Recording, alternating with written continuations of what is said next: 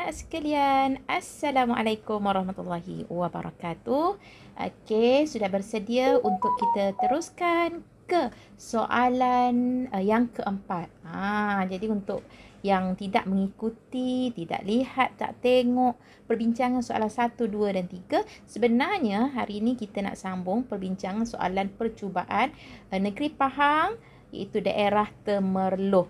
Jadi kita terus kepada soalan yang keempat. Seperti biasa kita tengok mana yang perlu jawab point, yang mana perlu kita jawab dalam perenggan. Jadi kita tengok sini. Kalau kat sini, yang ni kalau 2 markah ni confirm lah, bukan kebat. So kena jawab dalam bentuk point belaka. Tetapi di sini ada 4 markah, tapi 4 markah ni pun dia ada bilangan, so dia juga bukan kebat. Jadi semua jawapan kat sini memerlukan kita tulis dalam bentuk point. Okey. Kita tengok kata tugas dia. Berapakah 2 markah? Jadi dia nak jawapan 1 jawapan je lah. Okey, senaraikan pendek tak apa. Jelaskan. Mesti ingat. Mesti lebih daripada 4 patah perkataan atau sekurang-kurangnya 4 patah perkataan. Bila huraikan, konsep dia sama dengan terangkan, kena pakai kasut ataupun kerana, agar, supaya, untuk. Okey, kita buat satu persatu ya anak-anak ya. Okey, yang pertama dia nak bilangan khalifah. Yang ni kena baca. Kita tak boleh main suka-suka je ya. Dia bilangan Khalifah Abbasiyah. Dengan kata lain, kamu kena ingat juga sebab trial ni dia keluar kerajaan Abbasiyah. Mungkin pada periksa sebenar dia akan tanya berapakah bilangan Khalifah kerajaan Umayyah. Ataupun dia akan tanya berapakah bilangan Khalifah kerajaan Osmaniyah. Jadi kena tahu bilangan. Yang kedua, senaraikan 2 khalifah. Di sini dia tanya 2 khalifah Abbasiyah. Mungkin dalam soalan-soalan lain dia akan tanya 2 nama khalifah Umayyah ataupun 2 nama kerajaan khalifah kerajaan Osmaniyah ataupun Khulafa Ar-Rashidin. Jadi semua ni fakta. Fakta tak boleh nak auta. Sebab tu kalau yang belajar bersama-sama dengan ustazah ada bagi lagu kan. Boleh nyanyi baik lagu tu. Kita tengok perenggan yang ada kerajaan Abbasiyah ya. Pusat pemerintahannya bertempat di Baghdad. 37 khalifah yang terkenal 4, Abu Al-Abbas As-Saffah, Abu Ja'far Al-Mansur, Harun Ar-Rashid dan anda Abu Ja'far Al-Ma'mun. Kemudian diteruskan di Mesir. Selepas itu muncul kerajaan Osmaniyah. Kan dia panjang tu, saya ambil yang perenggan yang ada kerajaan Abbasiyah sahaja. Jadi kalau kamu tengok di situ dia dah ada 37 khalifah. Siapa yang dengar lagu ustazah, dia selalu dengar, mungkin dia terbayanglah ada 37 khalifah. Tulis je pendek je jawapan dia 37 khalifah. Buat kepala jawapan sikitlah. Bilangan khalifah kerajaan Abbasiyah ialah 37 khalifah. Di mana pusat pemerintahannya? Pusat pemerintahannya adalah di Baghdad. Jadi tulis kat sini Baghdad. Ada dan lirik lagu. Yang ustazah nyanyi, dia sambung dengan lirik perenggan ketiga ya. Okey, dan nama khalifah tadi semua dah ada kan? Abu Al-Abbas As-Saffah. Kena tulislah sini ya. Abu Al-Abbas As-Saffah. Yang ni kalau ustazah atau cikgu-cikgu ustaz suruh jawab dalam kelas, memang kamu akan betul. Ya, sebab apa? Sebab tengok buku. Jadi kamu tak rasa kamu tak ingat benda ni. Sebab dalam paper kamu tu kamu jawab betul belaka. Tapi bayangkan bila periksa sebenar, kita tak dapat tengok buku. Kamu nak jawab apa nanti? Sebab tu ustazah kata jangan bergantung pada buku. Nanti kamu tak tahu di mana apa tu kelemahan kamu ya. Ini kalau nak 2, kalau tak pasti buat 3 lah. Kalau tak pasti letaklah seorang lagi Harun Ar-Rashid ya. Harun Ar-Rashid. Ini semua kena ingat. Kalau tak ingat Inna lillahi wa inna ilaihi raji'un. Ya. Sebab tu kena hafal. Kalau boleh hafal sendiri tak semestinya nyanyi lagu ya. Okey, kemudian faktor kegemilangan kerajaan Abbasiyah. Kalau dia tanya sampai sini beres, kita boleh je jawab dari aspek apa pun. Tapi ramai pelajar-pelajar dia tak perasan. Belakang ni dia ada fokus soalan. Fokus soalan dia aspek agama. Jadi faktor kegemilangan dia kena dari segi faktor agama pun tak boleh reka juga. Ya ni Ustaz kata kalau bidang soalan nombor 4 ni memang memerlukan pembacaan. Faktor kegemilangan contohnya dari aspek agama, galakan khalifah memberi peruntukan khas kepada ulama. Ni kena baca lah, tak tahu terbaca tak tahu dah ni jawapan dia ni. Khalifah beri galakan. Macam mana galakan khalifah tu? Galakan khalifah tu dia bagi peruntukan. Ada peruntukan khas kepada ulama. Untuk apa? Untuk menyebarkan ilmu lah. Okey, apa lagi galakan khalifah dari segi agama pada zaman kerajaan Abbasiyah ini ialah yang kedua ialah faktor dia gemilang semangat jihad. Semangat jihad masyarakat pada masa itu yang tinggi. Semangat jihad termasuk juga jihad menuntut ilmu. Ya. Cukuplah 2.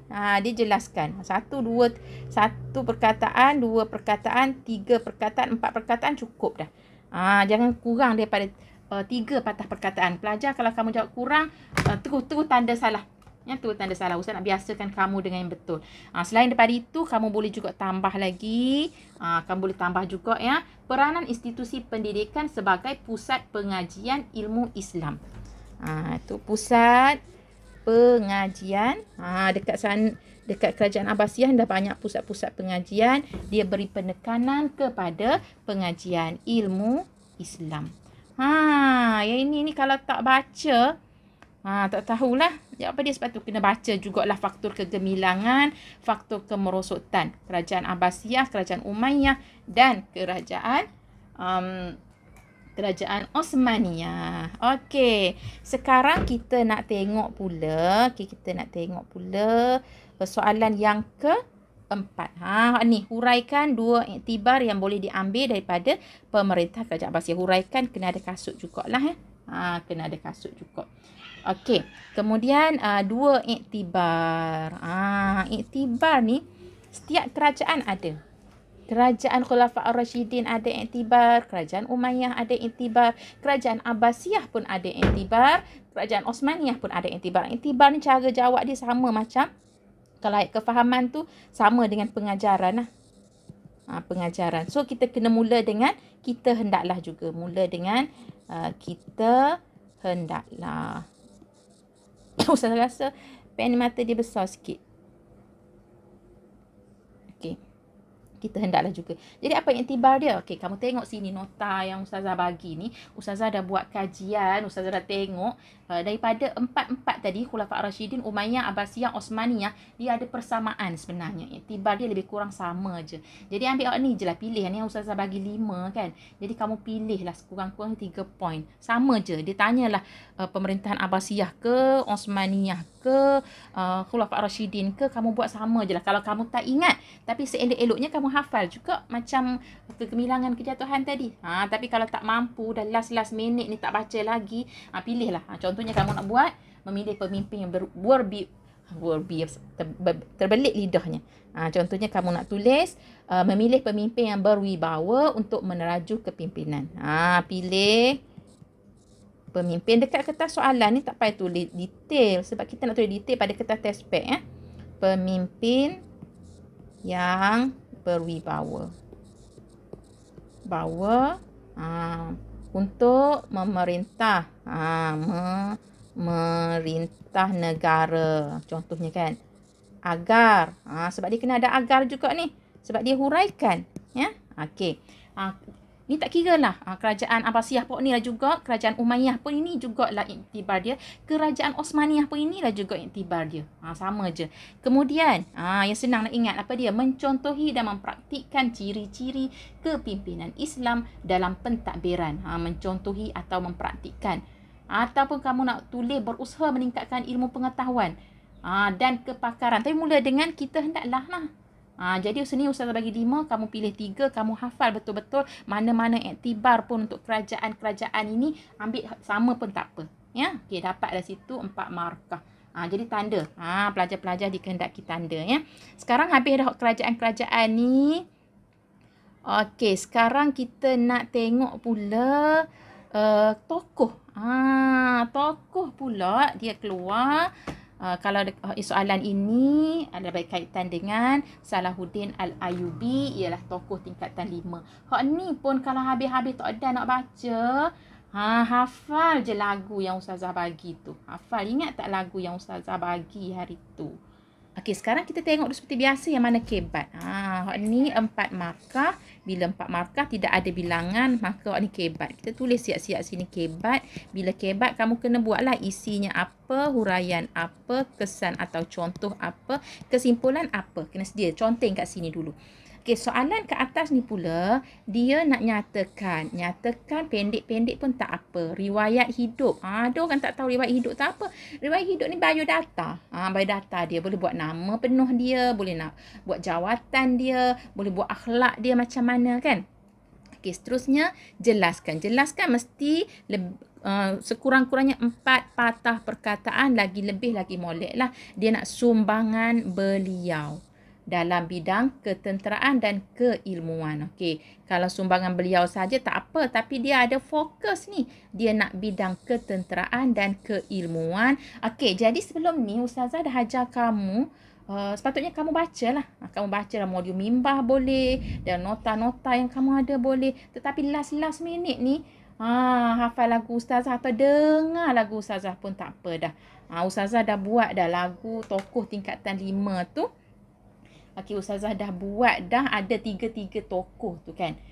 Kita tengok sebentar lagu, tengok balik ya. Kita tengok sini dalam lirik tu ada riwayat hidup, ada jawatan, ada nama, ada akhlak dia, kemudian ada nama anak, ada nama guru dia kan. Lepas tu ada sumbangan ketenteraan, sumbangan pentadbiran dalam lirik tu. Cuma Ustazah tak letaklah sumbangan keilmuan, kamu letak sendiri pula ya. Okey. Mulia indah berakhlak tinggi, pemerintah kerajaan Al-Ayyubi, Yusuf bin Ayyub bin Syazi, yang berakhlak tinggi. Anak murid Ali bin Hasan, bebaskan Baitul Maqdis tentera salib. Dewan istana jadikan hospital, sedia gedung ubat. Dewan istana jadikan hospital, sedia gedung ubat tu sumbangan dari segi pentadbiran. Tapi kalau ikut soalan dia tak nak pentadbiran, dia nak ketenteraan. Ketenteraan kamu boleh sini kan. Bebaskan Baitul Maqdis daripada tentera salib. Kita dah dapat dah sini. Cuma kita nak reka satu lagi, iaitu dari segi keilmuan apa sumbangan dia, kena baca. So kita tengok riwayat hidup dulu ya. Yusuf bin Ayyub bin Syazi. Tu dia nama dia. Nama dia Yusuf bin Ayyub bin Syazi. Sebenarnya nama dia panjang, tapi kalau tak ingat panjang tu pendek ni pun tak apalah ya. Okey, panjang lagi sebab orang Arab ni dia ingat dengan nama atuk nenek dia sekali kan. Okey, kemudian apa jawatan dia? Pemerintah kerajaan Al-Ayyubi kan. Mulia indah berakhlak tinggi, pemerintah kerajaan Al-Ayyubi. Ini jawatan dia. Kerajaan Al-Ayyubi. Dalam lirik tu sampai Al-Ayyubi je, sepatutnya Al-Ayyubi. Okey. Jadi dah cukup dah 2. Kalau yakin okey dah lah. Tapi kalau nak tambah satu lagi pun boleh juga. Tulis seorang yang berakhlak tinggi. Apa akhlak dia? Usah ada conteng kat tepi tu. Menghormati ulama, berani mempertahankan agama, prihatin kepada rakyat. Jadi boleh tulis kat situ berakhlak tinggi iaitu menghormati ulama. Boleh juga lah tambah satu lagi kan. Okey, dua sumbangan beliau kita tulis. Kita dalam periksa nanti tulislah dua sumbangan beliau dalam titik dua bertindih, lepas tu buat dash pertama bidang ketenteraan, bawah bidang ketenteraan tu tulis apa sumbangan dia, kan? Kita boleh buat apa di sumbangan dia, tengok pada lirik lagu tadi pun boleh. Dan contoh jawapan dia ialah dari segi ketenteraan membebaskan Baitul Maqdis daripada penguasaan tentera Salib. Kemudian dari segi keilmuan mengembalikan semula pegangan akidah Ahli Sunnah wal Jamaah. Yang ni yang kamu kena hafal. Mengembalikan semula, balikan semula pegangan pegangan Ahli Sunnah wal Jamaah. Pegangan akidah Ahli Sunnah wal Jamaah dalam kalangan masyarakat. Okey. Tapi kalau dalam buku dua je, jadi kita tak boleh bagi dua-dua lah. Mungkin nak satu-satu saja. Sebab dalam buku dia bagi satu-satu je. Baiklah. Tamat waktu kita nak masuk bab. Kita nak masuk pula kepada kebat. Sebelum tu kita padamlah dulu ni. Serabut dah banyak sangat ni. Kita padam dulu. Sekarang kita nak tengok kebat. Okey, kita baca kebat. Kebat ni sebenarnya boleh membantu kamu, tapi kamu kena fahamlah soalan tu nak apa. Salahuddin Okey, kita baca soalan dia. Berdasarkan petikan di atas, bagaimana? Kamu kena nampak tu, bila bagaimana mesti dia nak cara. Kalau ramalkan dia nak kesan. Bagaimana anda sebagai ketua kelas, dan kamu tak boleh jadi benda lain, tak boleh jadi ketua Perdana Menteri, tak boleh jadi ketua kampung, tak boleh. Kamu kena jadi ketua kelas. Sebab soalan dia nak ketua kelas, kena faham betul-betul ni. Dapat memberikan perkhidmatan kepada rakan-rakan anda. So kita tengok tu stimulus, biar ada kaitan dengan stimulus. Salahuddin Al-Ayyubi merupakan seorang pemerintah yang prihatin terhadap kebajikan rakyat. Apa yang Salahuddin bagi? Mengubah dewan menjadi istana dengan menjadikan sebuah hospital. Kita tak mampulah nak jadikan rumah kita sebagai sebuah perpustakaan. Tak mampulah. Jadi sebagai ketua kelas, apakah perkhidmatan kepada rakan-rakan anda? Perkhidmatan apa yang kita boleh bagi? Nombor satu. Biasanya nak satu isi je. Kita boleh bagi apa contohnya? Contohnya kita boleh bagi membantu rakan-rakan yang memerlukan pertolongan, ataupun membantu rakan-rakan yang perlu pertolongan dalam pelajaran contohnya. Yang tu. Okey. Okey, itu isi dia. Kemudian huraian. Ini adalah kerana lah. Ini adalah kerana apa? Kenapa kita nak bagi pertolongan? Kerana sebagai mencontohi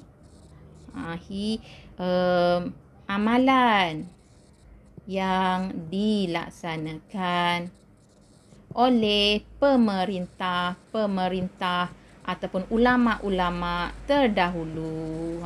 Kalau nak buat gini, kalau ayat lain boleh juga. Ini adalah kerana untuk mendapatkan pahala berganda daripada Allah Subhanahu Wa Taala. Ini adalah kerana untuk menjadikan ilmu yang kita pelajari bertambah berkat, kan? Apa kesan dia pula? Kesannya rakan-rakan saya lah. Baru ada kaitan. Tengok ni. Kalau boleh jawapan kamu tu mesti ada kaitan. Jangan buat tak ada kaitan langsung, ya. Kesannya rakan-rakan saya akan merasa gembira. Ini ayat yang kan. Dengan pertolongan saya. Ataupun kesannya saya dan rakan-rakan saya dapat hidup, dapat menjalankan rutin harian dengan ceria. Boleh juga kan. Kesannya saya dan rakan-rakan sekelas akan dapat bersatu padu. Dan last sekali kesimpulan lah. Kesimpulan. Okey, kesimpulannya buatlah apa-apa. Kesimpulannya sebagai seorang ketua, kita hendaklah menjalankan amanah dan tanggungjawab sebaik Mungkin. Ayat tu terpulang. Hak penting sekali nak dapat idea tu. Nak dapat idea tu yang penting sekali. Okey, jadi tamatlah kita bincang tentang soalan yang keempat. Kita sambung dalam episod yang akan datang pula, iaitu berkaitan dengan soalan kelima. Okey, Assalamualaikum. Ada satu lagi tambahan. Tadi Ustaz tunjuk yang iktibar untuk tamadun-tamadun kan, Abbasiyah, Khulafa' Rashidin sebagainya tu. Ada satu lagi soalan yang berkaitan dengan iktibar juga, tapi iktibar untuk tokoh-tokoh.